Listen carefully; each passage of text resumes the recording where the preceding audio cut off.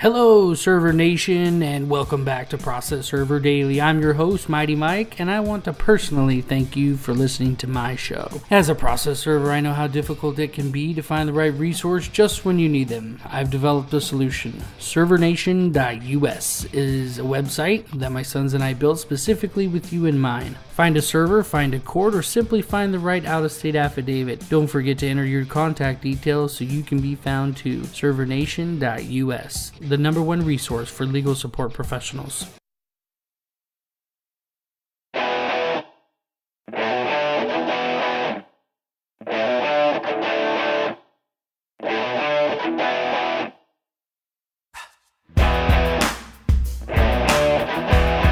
We're here today with our guest, a professional process server for over 30 years. He's been elected as our newest 2017 president of NAPS and is a proud longtime member of the California Association of Legal Support Professionals. He's here to rock the mic today and to get us going and to drop some major value bombs. I'm super excited to be able to have him on. How's it going, Mike? Doing great. How you doing?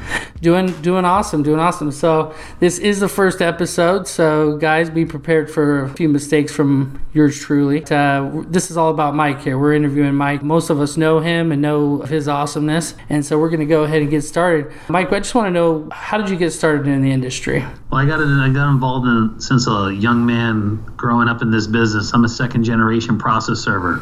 My father started in the process serving business back in the early 60s, and then when I was going through high school and as I was going through elementary, high school, and so forth, I would work all the summer jobs for my father. Originally, I did not want to go into being a process server. I wanted to be a police officer.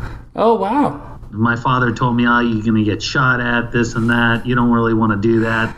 Be a process server, you can make a lot more money, you don't have the stress, and you don't have people shooting at you. Well, I don't know if that's all true, because sometimes we still have that kind of rough situations at time where you got people that don't like you, they're not happy about what you're bringing to them, and you gotta make sure you really keep your guard up at times. Gotta be smart. That's true. You got to do what you got to do, and there's a lot of different programs and things that help process servers learn. I know you're one of the leaders. CalsPro teaches a lot about process server safety and things like that. Isn't there a special program with them?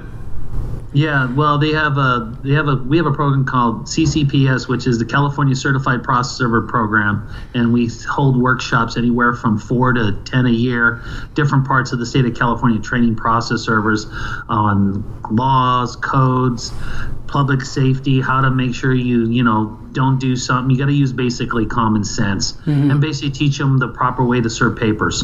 Yeah, I've attended a few classes, and I'm definitely a better server for it. So, well, speaking of those kind of rough experiences that we might have out in the field, tell me about the worst experience you've had in the field. Well, the worst experience I had was in 1988. I had to serve some divorce documents on a guy that owned an exterminating company. And I've had a couple of different assaults, but this one sticks in my mind because it actually put me in the hospital.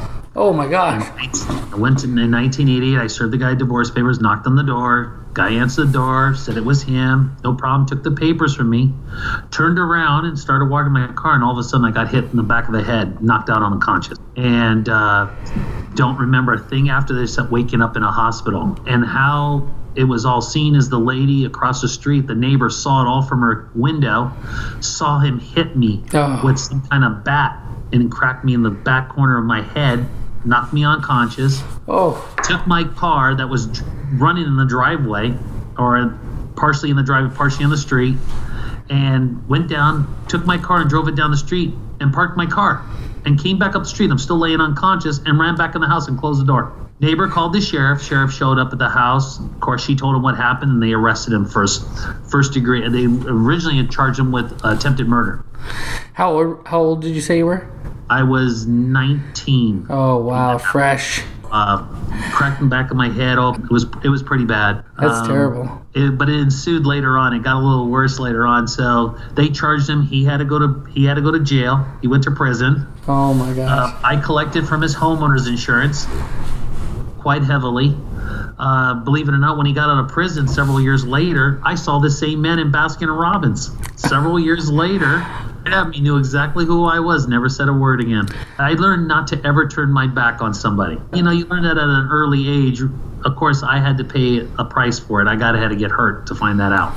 Well, I tell you, Mike, I haven't had an experience that bad yet, but I've had situations where I heard footsteps coming up behind me, and I really thought for a second, like, could this guy, do? So I'm glad that you shared that story with us, because that's something that, you always want to watch them. And don't underestimate people either, guy or girl. You never know what you're going to get. Well, and that's another thing, I always try to tell people that, you gotta be prepared for anything that could possibly happen, because you don't know who's behind that door. Mm-hmm. I always tell people, I don't know how many process servers, I see it over and over, that they go right to the front door, they ring the doorbell, and they're standing directly in front of it. There's no way for you to know that there's not a gun on the other side of that door. I never stand in front of the door.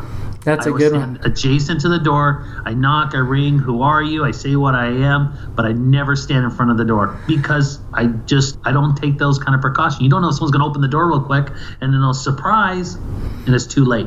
Yeah, and it's too late, yeah. But people just don't expect that to happen to them. I think a lot has to do with your manner and the way you talk to someone. If you're aggressive with someone, they're going to be aggressive with you. I've had people where they're aggressive, and I'm talking to them very calmly. I'm so sorry this is happening. I wish I didn't have to give it to you. Unfortunately, this is my job. Mm-hmm. If it's not me, it's somebody else. Right.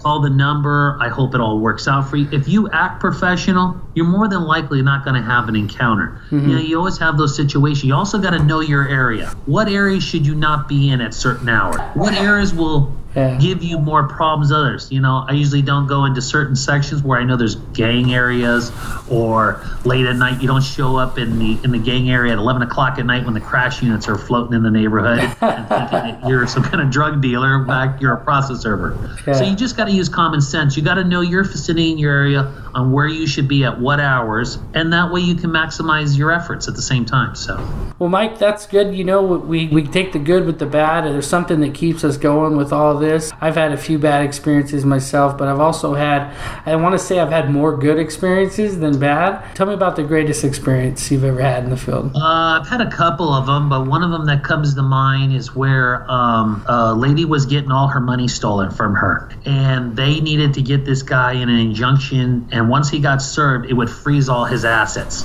and she had lost a lot of money, and I didn't get paid enough for it, for all the work that we had to do, but I had that personal feeling that I just felt so bad for what this man had done to this particular lady, or this client. Yeah. And I spent extra time. I did some little stakeout. I did a lot of extra stuff just to get him served, and she was so appreciative of it. And so that sticks in my mind. I had several different ones that people were very appreciative, or they felt bad that I had to come serve them, and yet I'm giving them the bad news, and they're telling me they're sorry. You'll get different situations. I think the toughest ones to serve, really, to be honest, is divorce papers, especially when one of them doesn't know that it's coming, and that's where it gets very hard. Yeah, I've once served a lady at a Taco Bell, and I had just served 3 other papers before that one, and they were just routine, collection cases. And then there's this Taco Bell lady, and I served her just like anybody else, and she passed out on the floor right there in Taco Bell. She didn't know she was getting divorced, and after that taught me to, look at the paperwork, make sure divorce cases, you handle them a little more discreetly, a little more. You should always have discreet, but with divorce especially. So. Right. And I think sometimes one of the other rewarding ones when you serve celebrities.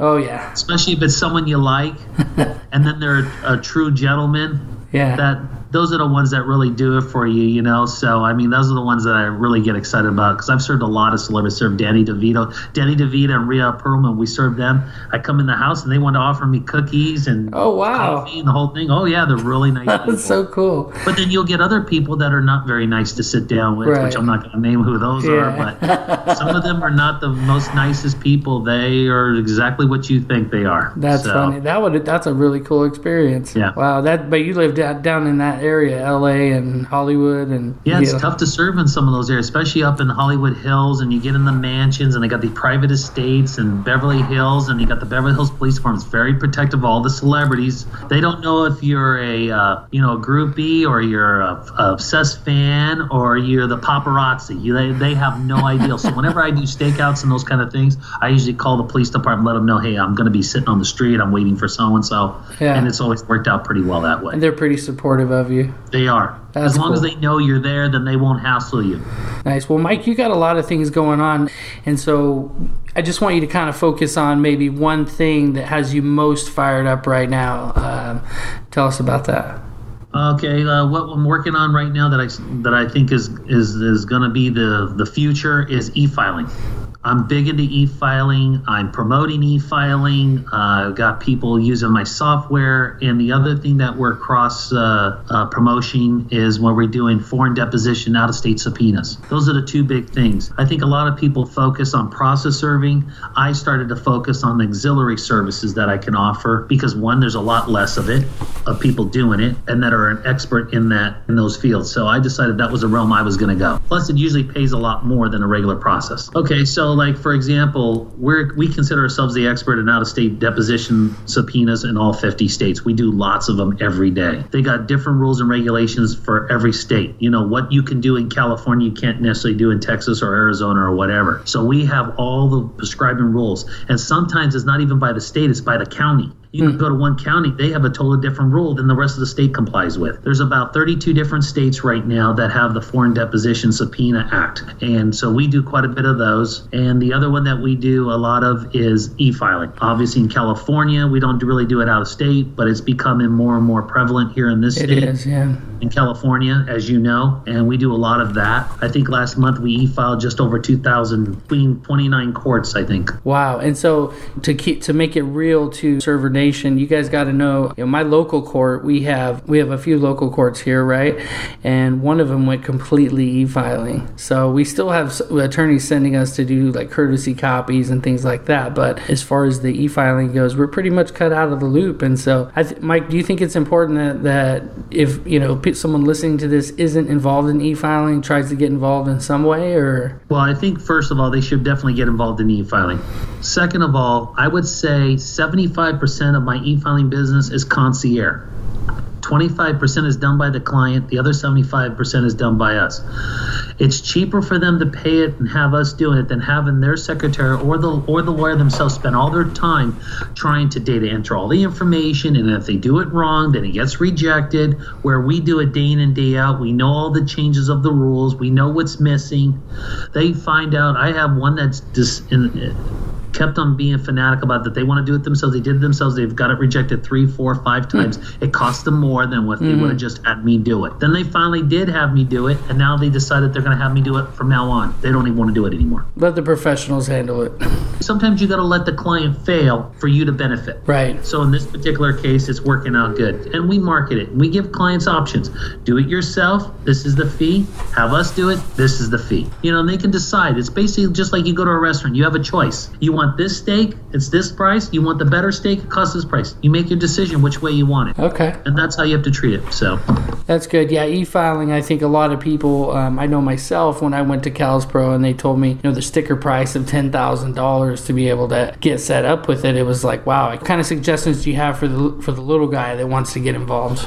Well, you can connect, you can become a strategic partner with another company that offers e-filing without having to pay that kind of money. Then there's other companies that'll co-brand their portal to match your company thing. So other than the e-filing, what advice would you give to a struggling server out there that was just trying to build his business? Well, I see a lot of servers, when they first become a server, they want to do it for the cheapest price so they can get the account. I tell people that price doesn't always dictate the service. You can do things cheap, and then at the same time, and then all of a sudden when they have extraordinary measures or they want something done, they want it for that cheap price. You got to charge a fair price to get a fair job done. What you want to do is to say, this is the service I will offer. Just like when someone calls me up and says, I'm not happy with so-and-so, and I say, okay, what's the problem you're having? Then I don't downgrade that at process serving company. I say, okay, I'm sorry you had that problem, but this is what I would do, or this is how we would handle it, or these are the benefits of using my company or my process service versus the competitor competitor and I'll give you the comparison. And then they decide for themselves. I think it's unprofessional, very unprofessional when you hear another person, just so they get the account, they'll agree with the client and say whatever they have to say so they can get it. That is not a proper way. You go in, you're energized. This is what we can do. Give me a try. Half off on that first service. Give me a try. See if you like me. Yeah. You want to offer something benefit that you're going to do something more than what they're currently using. Otherwise, if you're going to just do the same, there's no benefit. It's true. There's people there's 3 different ways a client is motivated. One is money. Sometimes they want to get the cheapest price in town. They don't care about quality. There's another one that'll pay whatever doesn't matter how much it costs. They just want service. And then there's the person in the middle that you get what you get for the price. It's middle of the road. If they get it, great. They don't, great too. It all depends on the clientele. And you got to know your clientele, what they expect. There's an old saying, inspect what you expect. Inspect what you expect. I paid you for a job. I expect you to do the job. Oh, that's if you're not, then you got to make a change. I don't think we expected any less from the great Mike Kern as far as quotes go. We're going to have to put that one on the show notes. Inspect what you expect. That's great. That's right. Inspect what you expect. Inspect. So, okay, well, now it's time for the rapid fire round is what we're calling this. And we are going to basically, every question is just pretty much the first thing that comes to your mind. You can do a quick 2-sentence deal, and then we're moving on to the next one. We want to find out. It's a quick way to try to find out what makes Mike Kern tick. Server Nation, I know you believe in being trained. And our mid-roll sponsor is proservertraining.com. They have a free course. Check it out. Quizzes, online lectures, videos, and more. proservertraining.com. Okay, now we're back. The rapid fire round. Mike, if you could recommend just one app like Road Warrior, what would it be and why? The Waze app. Favorite app. WAZE. Best app in the market. It gives you alternate routes while you're driving. It tells you there's a traffic jam, lets you know, hey, take this other route. It's 6 minutes quicker. This one will save you 20 minutes. It'll tell you to get off the freeway, get back on. It'll tell you where there's police. Really? There's hundreds of, if not millions of people on the app. They'll let you know when they see a cop. They hit a little button, say there's a cop right here at this spot. Oh my gosh. It'll tell you to slow down. There's a cop ahead. Oh my gosh. And then you hit the button. You'll tap the button like a thumbs up, and it'll say, let them know that, hey, he's still there, and it'll let you know. Oh my gosh. There's a red light. They'll tell you when there's a photo light coming up. I mean, it's a great app. You can add stops. You can route yourself off of it. You can look for food places, saying, hey, there's these 6 food places. Beats Google by a landslide as far as I'm concerned. Mike, what case tracking software would you recommend as the best? I use currently TriStar. Awesome. And TriStar it'll do process serving, court filing, investigations, photocopy, writ levies, and we're not just talking about data entry part of it. I mean, it actually makes the packet. It'll make you the levy packets. It'll make you the photocopy packets, all the subpoenas. It has an online ordering tracking system. Client can load in, get their copy of their proof of service, their filed documents, anything. Wow. It's all stored on the cloud, on the database. Place an order, check a status, request a status. It's very interactive software, and it now has the ability to do e-filing right through that same portal to all the Tyler courts throughout the state of California. What's your favorite skip tracing tip or trick? I'll tell you, my favorite skip tracing thing, which is free and it doesn't cost you anything, is Facebook. Best skip tracing trick all day. I'll bet you I use that at least 30% of everything I skip. So if I'm looking for someone, I look for them, I find them on Facebook, I know their region. It's amazing how people check in certain places. Oh, they constantly checking at this lunching place. Oh, I'm sure I can find them there. Mm-hmm. Or they have where they employed right on there. Yeah. People are all about giving too much data or too much information. I'm guilty of it right now, but I'm not hiding from no one. If somebody wants to find me, come find me. But I tell people, if you're a creditor and you want to find someone and you want to hire a skip tracer, that's the first place I hit. I go right to Facebook. I can pull up all kinds of stuff on people. Facebook is great. Do you use any of the special apps for it? Yeah, well, I mean, I use several different softwares. I use TLO. I use tracers. I have access to credit bureaus. I have DMV. I have access to a lot of different things. Of course, I also have an investigator license, so I have access to a little bit more than the average person. But there's a lot of things. Just Googling Googling somebody, you can get information. That's true. You want to know how old someone looks, and you can Google Michael Kern on the thing. You'll pull me up, and you'll pull a picture of me and how old I am. It'll come right up. That's right. You didn't have to. It didn't cost you anything. That was free. Tell people just use what's free first, and then you can go from there. There's a lot of other databases you can sign up for to get extra information, but there's a lot of stuff on the internet that is already free that didn't cost you nothing.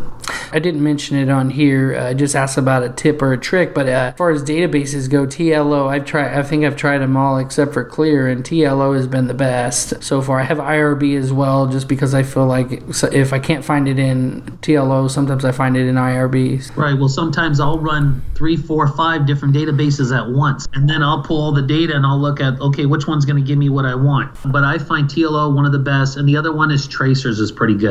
Oh, okay. They'll give me good phone numbers, good emails, good employment. Certain ones. There's another one called Microbuilt, and they'll give you an employment searches. Oh, really? That's a good one to look into. That's a real good one. That's been really beneficial. So you have to have some kind of contract with them to do it. So what's your favorite tool for defense, Mike? I'll tell you the cheapest and easiest tool is called a mag light. Carry it right in my back pocket. You go walking around LA with a mag light? I got a four cell mag light in my back pocket. I put it right in my back pocket. I come up to the door. Someone wants to grab me. I got it. It's metal. It's got D batteries and it's heavy. And let me tell you, somebody comes, they're going to get hit. So, Mike, I'm curious, what do you do about dogs? I haven't had too much problem with dogs. If I see there's a dog situation, now there's people that use mace. There's a lot of different things. Yeah. I've been attacked by a Rottweiler. Oh, wow. 25 years ago, I was attacked by a Rottweiler, and it actually got a hold of my arm, and it ripped my arm wide open. I had to have 12 stitches put in my arm, in my bicep. Oh, man. Because he got a hold of it. The neighbor saw the whole thing, was out watering the lawn. It was on a Saturday afternoon, and the owner, after I served him, told the dog to attack me. Oh my gosh! The dog to attack me, and the neighbor saw it. And actually, when the police came by, they took the dog because the dog actually got destroyed because it was considered vicious, and he got arrested. Well, my wife and I, we own dogs, and you just can't be that irresponsible with the dog. But the dog had to be trained that way for the dog to take a command to attack. I mean, I tell my dog at home, I have a little Pomeranian dog, and I tell it to go ahead and attack. I don't think he's going to hurt anybody. You know what I'm saying? Yeah. That's the difference. But if you train a dog to attack someone and he says it on command and it attacked me, and it wasn't letting go, Wow. So I mean, you got to be careful. I mean, I don't carry a mag light in the middle of the afternoon, so I could have swung at it. I only need it at night. So that's funny. Yeah, dog attacks aren't funny, but yeah, that's how we deal with it is always interesting. What kind of book would you recommend for a process server or a process server related? Yeah, there's one book I always have with me. It's called a Thomas map book, and I'll tell you why. Because sometimes GPS and the internet and your data's dead in certain areas, but I'll tell you what, the map book doesn't lie. My son just recently had a problem with his phone, and I said, okay, stop by and buy a Thomas map book. He goes, what's that? So I had to teach him how to use a Thomas map book. I have one in all my cars because you just never know. Because prior to a cell phone, prior to Google, prior to GPS, you had to use a map book. You got to be able to get around. That's the truth. So processor always has to have a map book. That's great. So, Mike, what's the greatest advice you've ever received? Well, I'll tell you one that was never go in anybody's house, no matter if it's a little old lady standing at the door behind the screen door. Never go in the house. Amen. I cannot emphasize that enough. Never go in the house. I was a young man. My father used to tell me never go in the house. I thought, oh, you're crazy. What's the big deal? Granny came to the door. Well, you don't know who else she's in there with. Well, I had to serve her husband, and he was deranged. I went in the house, and when I went to say him serve it, hand him the papers, he goes, I'm getting my gun. Man literally jumped off the couch and started running to his bedroom. I couldn't get the screen door open. I actually broke their screen door, threw the thing, and ran to my car out on the driveway. And the man standing at the door with his gun. Oh, boy. So I learned right then and there, never go in the house, no matter what the person looks like. Even if they tell you, if the person's disabled, bring them to the door. Bring them in a wheelchair. I cannot go in the house. For new servers out there, they may not know this, but if they're disabled and you can see them and be able to communicate with them, you don't have to necessarily hand it to them. You can set it on the inside the room or hand it to someone else to hand to them. As long as you can communicate with them, that's the key. And it's funny. It was just brought up yesterday. I'm down in Palm Springs on business this week, and I went to serve a notice of default. And they have to be served personally. I've already served the wife, but now the husband has to be served. Well, he's disabled. He's in a wheelchair. The lady says, I have power of attorney. I go, ma'am, you may have power of attorney, but you are not him. I have to serve him. She says, are you going to keep coming back? I said, I'm going to keep coming back. You're going to have to bring him to the door so I can see him and give him the papers and we can be on our way. She says, well, he's not ready to come to the door right now. Okay, so I come back later that night. She goes, you're just going to keep coming? I said, I told you before, I'm going to keep coming. Finally, last night, I served her. She brought him in a wheelchair and I served him at the door. So, sometimes you have to serve that person personally. It's just what it is the job. Prior to substitute service, back in the 70s, there was no substitute service. There was only personal service. Today, I think process servers today take it to another dimension. They think because they go and serve a subpoena and it's for a doctor, for personal appearance, oh, I can accept. No, you can't. It has to be personally served. I don't care what they say. Personal service is personal service. And I have to constantly teach that to process servers. And believe it or not, you'll have it across the state with other affiliates and other process servers. They think because someone says they're authorized. It's like you trying to serve me a subpoena. Oh, Mike's my rep. He'll just take it. Just go serve him up in Northern California. I mean, it's just, that's how ridiculous it is. Well, we have a couple of doctor's offices that the doctor's never available, and they say, oh, we're authorized. And it's like, okay, well, yeah, I just seen him walk by in his coat, can he just wave at me and I'll call it personal service? I always tell him, okay, well, I guess we'll serve him at home. What do you mean serve him at home? I say, yeah, he's got his home address. I'm going to serve him at home tonight. So then his home address is going to be public record. Do you want me to serve him now at his business, or do you want his home address public record? Oh, that's a good one. Oh, let me tell the doctor. And sometimes they get really pissed about it because I don't appreciate the threat. It wasn't a threat, it's a promise. I was going to come to your house and serve you there. You don't want to be served here? Okay, I'll serve you at home. You gotta come home sometime. So sometimes you have to leverage. I've even done that with lawyers. I've called the lawyer where they're playing games. I call them up. You want to set an appointment that I can come serve you, or do you want me to serve you at home? Your choice. Just tell me which way you want it. Most attorneys don't want to have any problems, so they'll end up making it where they don't make a scene. So they'll figure it out for you. Yeah. We hope.